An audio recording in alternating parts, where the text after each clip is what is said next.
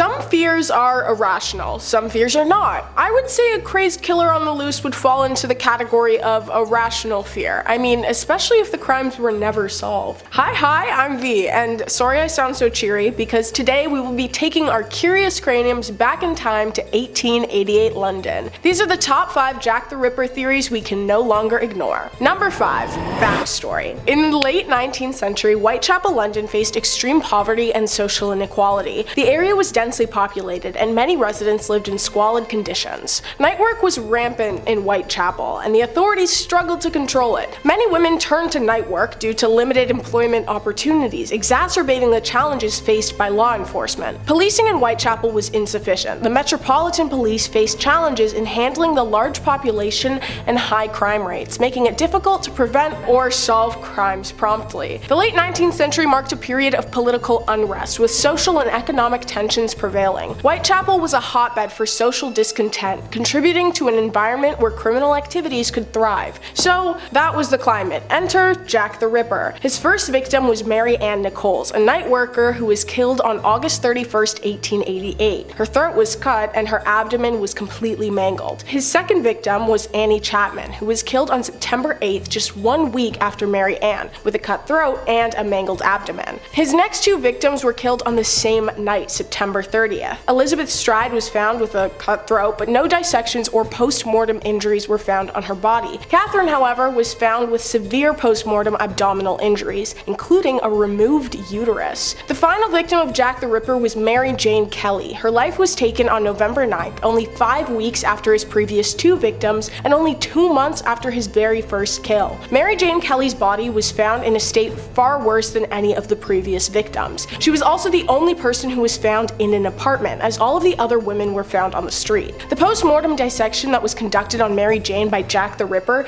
is one of the worst, most grotesque crimes that has ever been seen. Her body was in pieces, her insides were outside. It was deeply saddening, and a severely disturbed individual was responsible. The gruesome nature of Jack the Ripper's crimes fueled public fear and outrage. The community demanded swift action from the authorities, intensifying the pressure on law enforcement. The press played a significant role in sensationalizing the crimes. Newspapers heightened public anxiety, spreading details of the killings and contributing to a climate of fear. Despite intensive investigations, the police struggled to apprehend the elusive killer. Limited forensic technology and investigative techniques of the time hindered progress. The failure of official investigations led to increased frustration and fear among the public. Some individuals and groups in the community took matters into their own hands, attempting to capture the killer through vigilante initiatives. Number 4. FBI analysis. In the late 1900s, after like 100 years of the case being sealed, the FBI took interest in the recently published case files and created a profile on who Jack the Ripper would have been. He would take trophies like jewelry or organs. They deduced that he had a knowledge of anatomy. His primary comfort zone was the location of his first victim. Jack the Ripper most likely lived or worked in Whitechapel, which is only 1 block away from the Hospital of London. He was labeled a lust killer who is thought to be between 28 and 36 years old. He likely had a domineering mother and a passive father. His mother would have likely consumed a lot of alcohol. She enjoyed the company of other men, and her husband would have done nothing about it. Jack the Ripper did not respect his father and failed to make positive adult attachments. He likely withdrew and developed an antisocial personality. As a child, he likely harmed animals and started fires, which gave him a sense of control, and as he aged, his fantasies only grew stronger. Eventually, his hate turned to women like his mother. They believed he was a butcher, a mortician's assistant, or a medical examiner's assistant. He worked 9 to 5 Monday through Friday, had a low self-esteem, and it may have come out in physical ways earlier in his life. He was bad with women and friends, likely unmarried, but if he was married, it would have been to a much older woman. Before he would kill, he would drink, and he would wait until he was approached by a night worker, and then he would find an area that he felt safe in, would take his victim's life, dissect, and then leave the area. They believed that he would revisit the scene of the crime or the women's graves in an attempt to relive the moment.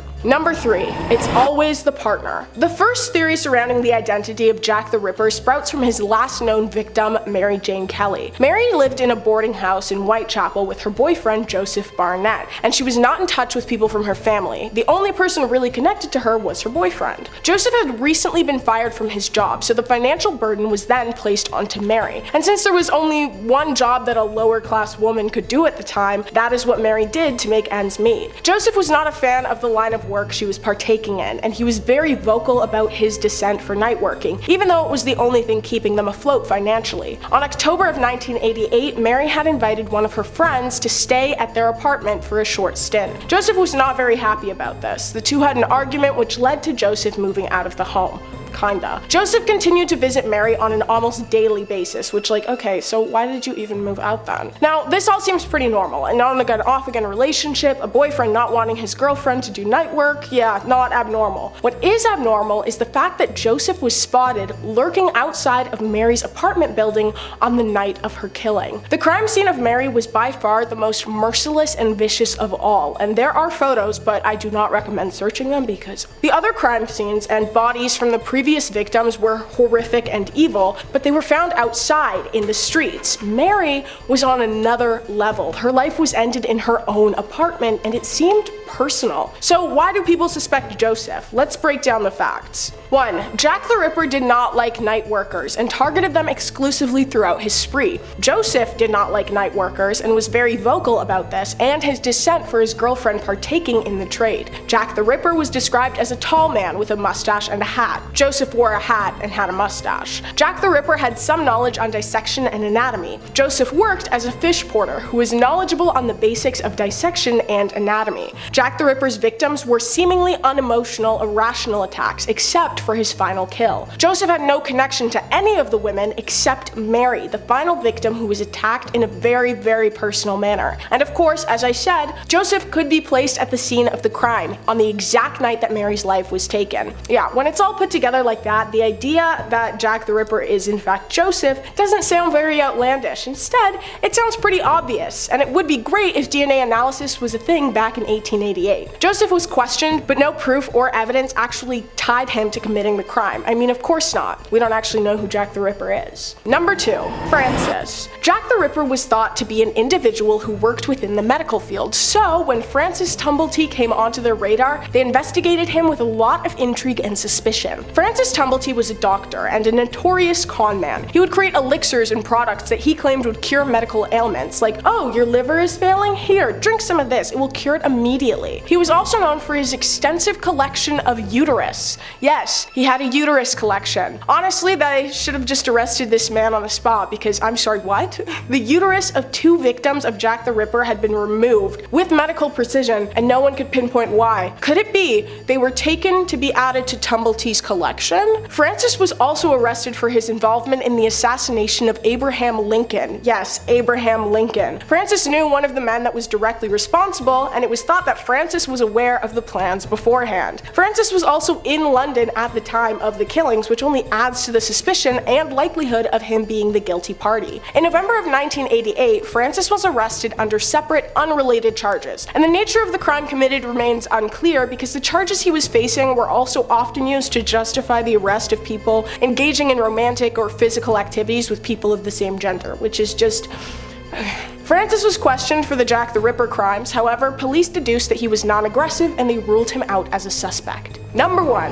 H.H. Holmes. This is my favorite theory. H.H. Holmes was the killer who built the famed castle, and I can't say the exact words, but it sounds like Martyr Castle. H.H. Holmes lived a crazy, sadistic life. His spree in America lasted years, and he committed some seriously messed up acts, turning on the people close to him and ruining the lives of many, many innocent people. He essentially built a hotel with hidden rooms and halls so that he could kill without suspicion and with ease. This man had a chute to throw bodies down into the basement. He had a full-on incinerator down in his basement so he could get rid of the bodies quickly. All of this while people were renting out rooms in the hotel and eating at the restaurant located within the building. His downfall was pretty funny though, okay? But not funny. Okay, so Holmes was driven by money. This man loved money, and he ran into a guy, he told a guy something, saying, and then the guy was mad, whatever. Fast forward, Holmes committed a routine, for him, act of insurance fraud, and the whole thing came crashing down. Holmes was exposed for the monster he is and was sent to trial for his crimes immediately. Why am I telling you this? Well, there are a series of letters and postcards that were sent into the police from Jack the Ripper, and after an analysis from historians and linguistic experts, they stated that 1.